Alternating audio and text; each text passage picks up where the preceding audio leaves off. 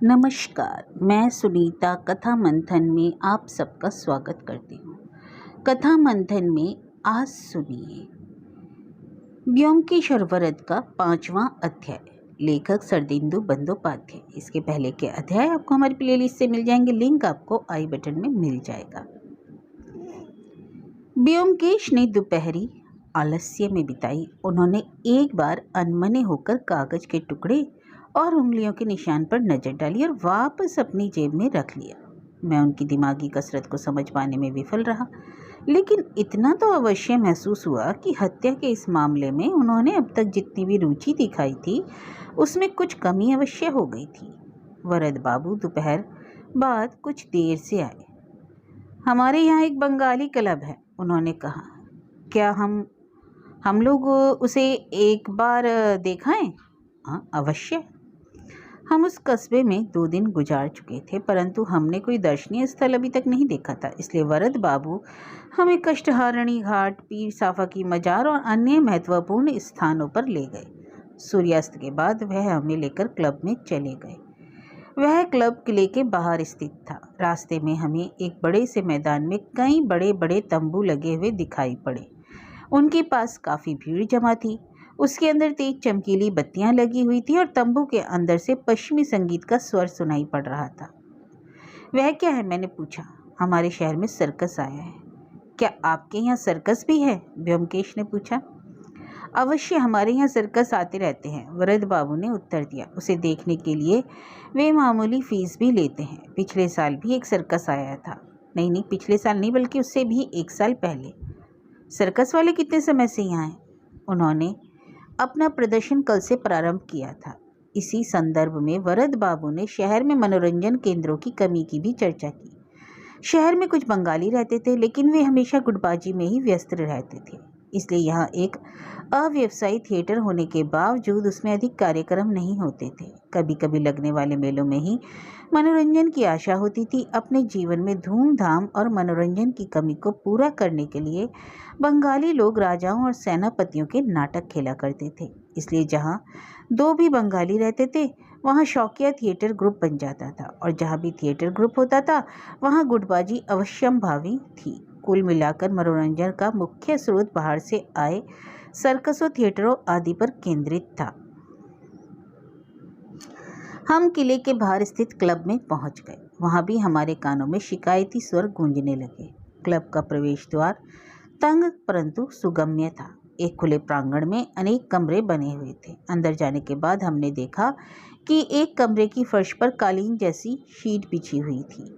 Club के कुछ सदस्य उस पर बैठकर ब्रिज खेल रहे थे। बाजी खत्म होने के बाद आलोचनाओं का दौर शुरू हो जाता था, लेकिन जैसे ही दूसरी बाजी शुरू होती थी सब लोग शांत हो जाते थे। किसी भी सूरत में बाजी के दौरान उनका ध्यान अन्यत्र कहीं नहीं जाता था। क्लब के 2 सदस्य कमरे में एक कोने में अपनी शतरंज की बिसात बिछाए बैठे थे। वे अपने खेल में इतने तल्लीन हो जाते थे कि खेल खत्म होने से पहले नर्तकियां भी उनका ध्यान भंग नहीं कर पाती थीं। एक अन्य कमरे में कुछ उत्तेजित सदस्यों की आवाज़ें सुनाई दे रही थी। वरद बाबू हमें उस कमरे में ले गए। अनेक युवक एक गोलाकार मेज के इर्द गिर्द बैठे हुए थे। उनके बीच में शैलेन बाबू भी थे, जिनसे एक दिन पहले हम मिल चुके थे। उन्हें घेर कर बैठे हुए लोगों के बीच भूतों और आत्माओं की कहानियाँ चल रही थी। वरद बाबू को देखते ही शैलेन बाबू को अपने बचाव की कुछ उम्मीद की किरण नजर आई। उन्होंने अपना हाथ बढ़ाते हुए कहा, आपका स्वागत है वरद बाबू। इन लोगों ने मुझे यहाँ परेशान कर दिया है। अरे, आप भी यहाँ हैं ब्योमकेश बाबू? कृपया अंदर आइए। 2 नए लोगों के आगमन के पश्चात बहस रुक गई थी। वरद बाबू द्वारा हमारा परिचय कराए जाने के बाद जब हम लोग बैठ गए तो उन्होंने पूछा, किस बात पर आप सभी लोग इतना उत्तेजित हैं? मामला क्या है? ये लोग मेरी यह बात मानने से इनकार कर रहे हैं। मैंने भूत देखा था, शैलेन बाबू ने उत्तर दिया। ये लोग कहते हैं यह मेरा वहम है। नहीं, हम यह कहना चाहते हैं कि वरद बाबू की पूर्व पत्नी की कहानियों की बाढ़ ने उन्हें इस हद तक प्रभावित कर दिया है कि उन्हें हर जगह भूत ही दिखाई देता है। पृथ्वीश बाबू नाम के एक सज्जन ने घोषणा की। उन्हें किसी भूत के अस्तित्व पर शायद कोई गलतफहमी हो गई है। मैं यह बात मानता हूँ कि मैंने कोई चीज़ साफ साफ नहीं देखी। शैलेन बाबू ने कहा, लेकिन मैं शपथ पूर्वक कह सकता हूँ कि मैंने कोई चमगादड़ नहीं देखा था। और यदि आप लोग मुझ पर आरोप लगा रहे हैं कि वरद बाबू की कहानियाँ सुनकर मेरी दृष्टि चली गई, तो ये दो सज्जन ना हमारे शहर में कल आए हैं। वरद बाबू ने हमारी ओर इशारा करते हुए कहा, क्या तुम सोचते हो कि मैंने उन्हें भी अपनी कहानियों से भ्रमित किया है? नहीं, हम ऐसा नहीं सोचते, एक सज्जन ने कहा, लेकिन यदि आपके पास पर्याप्त समय, इन्होंने कल रात को ही भूत देखा है, वरद बाबू ने घोषणा की। सब लोग खामोश हो गए। उसके बाद पृथ्वीश बाबू ने पूछा, क्या आपने सचमुच भूत देखा था? जी हाँ, व्योमकेश ने स्वीकार किया। आपने क्या देखा? एक चेहरा। प्रतिद्वंदियों ने आपस में नजरें मिलाई। व्योमकेश ने उन परिस्थितियों की चर्चा की जिनमें उन्हें वह चेहरा दिखाई दिया था। कमरे में दोबारा खामोशी व्याप्त हो गई। वरद बाबू और शैलेन बाबू के चेहरों पर विजय की चमक दिखाई पड़ी। अमूल्य बाबू इस दौरान चर्चा में शामिल हुए बिना खामोश बैठे रहे। दमित संशय एवं अस्वीकार के मध्य उनके चेहरे पर एक विरोधाभास दिखाई पड़ा। उनके मन की ऐसी दशा हो रही थी मानो उन्हें उस बात पर विश्वास करने के लिए कहा जा रहा था जिसे मानने के लिए वे तैयार नहीं थे। यदि वह इस निरर्थक बहस के मूल पर प्रहार कर पाते तो शायद उन्हें कुछ संतोष मिल जाता। अपने संपूर्ण अवमाननात्मक स्वर में वह बोले, हो सकता है कि ऐसा हुआ हो। चूंकि अनेक लोग कह रहे हैं कि उन्होंने भूत देखा था, तो मैं इसे सच मान लेता हूँ, लेकिन क्यों? और अगर यह मान भी लिया जाए कि बैकुंठ सुनार सचमुच भूत बन गया था, तो उसे कैलाश बाबू का पीछा करने से क्या लाभ होने वाला था? क्या कोई मुझे यह बात साफ साफ बता सकता है?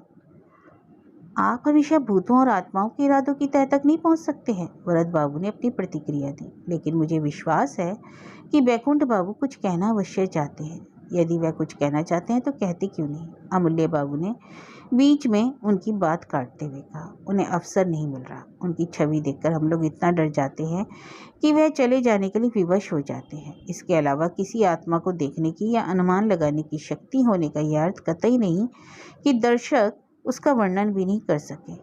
पांडित्य प्रदर्शन की चिंता मत करो वरद।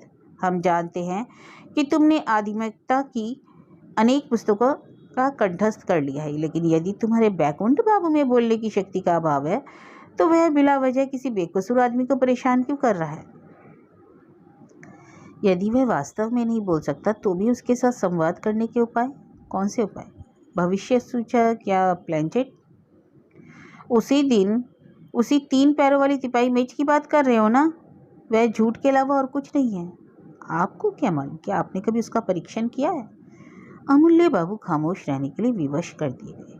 हमारी ओर मुड़ते हुए वरद बाबू ने कहा, मैं इस बात से सहमत हूँ कि बैकुंठ बाबू कुछ कहना चाहते हैं। हो सकता है कि वे हत्यारे की पहचान बताना चाहते हों। हमें उनकी सहायता करनी चाहिए, और हो सकता है कि यदि हम भविष्य फलक पर उनका आह्वान करें तो वे हमें कुछ सूचित कर सके। क्या आप कोशिश करना चाहेंगे?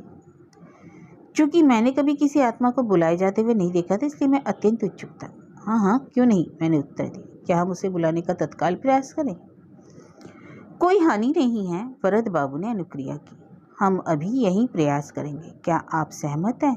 यदि हम आत्मा को बुला सके तो आपका सारा अविश्वास समाप्त हो जाएगा। सबने उत्साहित होते हुए अपनी सहमति दी।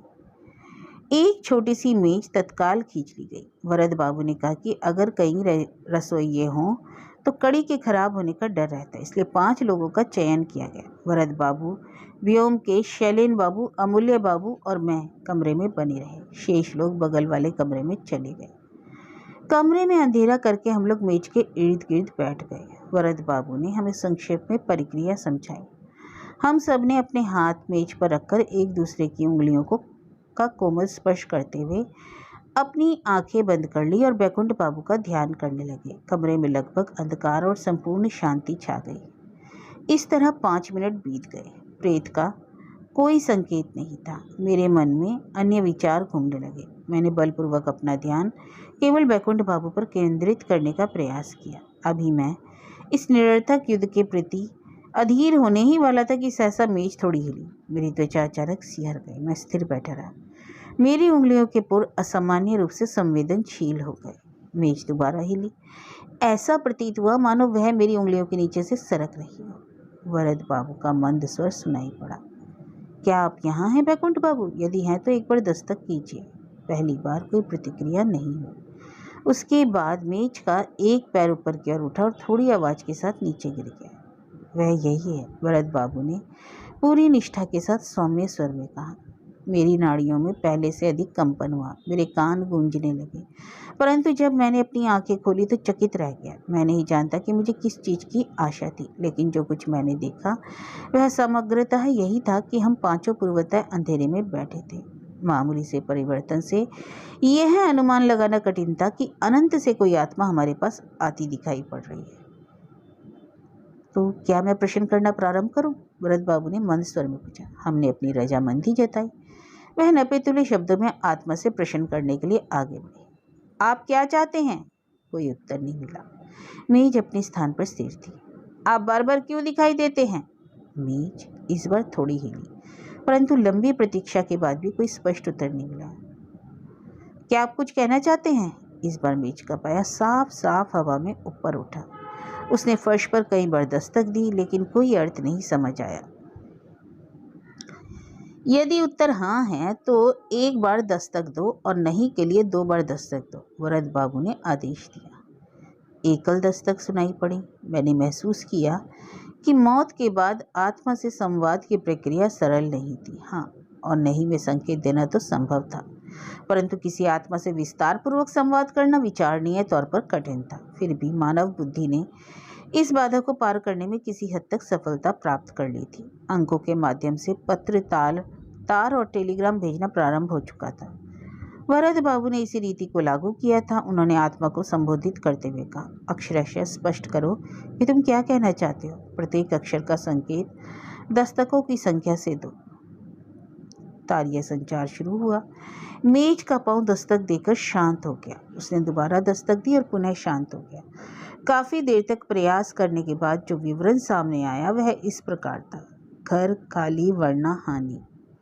मेज की आखिरी दस्तक के बाद वह मंद पड़ गई। हम कुछ देर तक भयभीत होकर बुद्ध बने बैठे रहे। उसके बाद भरत बाबू ने अपना गला साफ करते हुए कहा, हम कोशिश करेंगे कि आपका मकान खाली हो जाए, या इसके अतिरिक्त भी कोई बात है जो तुम हमसे कहना चाहते हो। मेज स्थिर रही। अचानक मेरे मन में विचार आया। मैंने चुपके से भरत बाबू के कान में कहा, उससे पूछो कि हत्यारा कौन है। भरत बाबू ने प्रश्न किया। कुछ देर तक कोई उत्तर नहीं मिला। उसके बाद मेज का पांव उठा। तारा तारा तारा। अचानक मेज उग्र रूप से कई बार हिली और उसके बाद स्थिर हो गई। भरत बाबू ने कंपित स्वर में कहा, हम कुछ नहीं समझ पाए। तारा और उसके बाद क्या यह किसी का नाम है? मेज अब स्थिर रही। क्या तुम अभी भी यही हो? भरत बाबू ने दोबारा पूछा। कोई उत्तर नहीं है। मेज निर्जीव वस्तु बनकर रह गई। वह चली गई। भरत बाबू ने लंबी सांस छोड़ते हुए कहा। ब्योमकेश ने जाकर बत्तियां जला दी। उसके बाद हर एक के हाथों पर पैनी निगाह डालते हुए कहा, आप लोग मुझे क्षमा करें, लेकिन कोई भी अपने हाथ में इससे नहीं उठाएगा। मैं आपके हाथों का परीक्षण करना चाहूँगा। आप क्या देखना चाहते हैं? आप यह देखना चाहते हैं कि हमारे हाथों में कोई गोंद तो नहीं लगी? भरत बाबू ने फीकी मुस्कान के साथ पूछा। अच्छी बात है, आगे बढ़ो। व्योमकेश के व्यवहार से मैं अत्यंत क्षुब्ध हो उठा। उन सभी सज्जनों को खुलेआम धोखेबाज कहना उचित नहीं था। निसंदेह वह अत्यधिक आशंकित थे, लेकिन फिर भी उन्हें सत्य का पता लगाने के लिए ऐसी कठोर जांच का कोई अधिकार नहीं था। प्रत्येक आदमी उनकी बात से निराश था, परंतु व्योमकेश ने बिना किसी रियायत के हमारे हाथों की जांच की, यहाँ तक कि मुझे तक को भी नहीं बख्शा। लेकिन किसी के हाथ में उन्हें कुछ महत्वपूर्ण नजर नहीं आया। अपने गालों को हथेलियों पर रखकर उन्होंने मेज पर अपनी कोहनी टिकाई और रोशनी की ओर शून्य में घूरते रहे। तो आपको कुछ नहीं मिला? भरत बाबू ने उन्हें चुनौती देते हुए पूछा। असाधारण, व्योमकेश ने उत्तर दिया। आप लोग ऐसी किसी चीज की कल्पना भी नहीं कर सकते। अनेक ऐसी चीजें हैं, भरत बाबू ने प्रसन्नतापूर्वक कहा। अमूल्य बाबू के संदेह भाव बनकर उड़ गए थे। उन्होंने सपाट शब्द में पूछा, लेकिन क्या आप लोगों में से किसी को तारा का अर्थ समझ में आया? प्रत्येक ने आपस में आंखें मिलाई। मेरे मन में अचानक उत्तर कौंधा, ताराशंकर। मैं वह नाम बताने ही वाला था कि व्योमकेश ने अपना हाथ मेरे मुंह पर रखते हुए कहा, अच्छा यही होगा कि अभी हम इसकी चर्चा ना करें। हाँ, बेहतर यही है कि जो हमें ज्ञात है वह अभी हमारे पास तक ही सीमित रहे। भरत बाबू ने टिप्पणी की। हर एक ने व्यथित भाव से सहमति जताई। यह एक असाधारण अनुभव था, परंतु मैं अब भी इस पर विश्वास नहीं कर सकता हूँ, व्योमकेश ने कहा। फिर भी मेरे पास इसे स्वीकार करने के अलावा कोई अन्य विकल्प नहीं। इसके लिए आपको धन्यवाद वरद बाबू। वह यहाँ से जाने के लिए खड़े हो गए। शैलेन बाबू और अमूल्य बाबू भी वरद बाबू के साथ हमारे साथ वापस आए। उनके घर किले के अंदर ही थे। जब हम अपने घर के नज़दीक पहुंच गए तो शैलेन बाबू ने कहा, मैं अकेला रहता हूँ, मेरे मन में जो संदेह है उसके कारण मैं आज रात सो नहीं पाऊंगा। तुम किस बात से भयभीत हो रहे हो? वरद बाबू ने पूछा। यदि किसी को डरना चाहिए तो वह कैलाश बाबू हैं। हम उन्हें वहां जाने के लिए कैसे राजी करेंगे? हमें उन्हें घर छोड़ने के लिए बड़े आराम से राजी करना होगा, व्योमकेश ने कहा। आप सब लोग तो पहले ही कोशिश कर रहे हैं, उसी तरह मैं भी कोशिश करूंगा। कैलाश बाबू बहुत जिद्दी आदमी है, लेकिन उनकी खातिर हमें यह काम करना ही होगा। बहरहाल अब हम घर पहुंच गए हैं। आप लोग अब और अधिक कष्ट ना करें। शुभ रात्रि। वे दोनों हमें अलविदा कहकर अपनी राह निकल गए। मैंने अमूल्य बाबू को कहते सुना था, बेहतर यही होगा शैलेन बाबू कि आज की रात आप मेरे घर पर गुजारें। आप अकेले रहते हैं और मेरे घर में भी इस समय मेरे अलावा कोई अन्य नहीं है। साफ दिखाई दे रहा था कि क्लब में हुए प्रेत आत्मा सत्र ने सभी को भयभीत कर दिया था।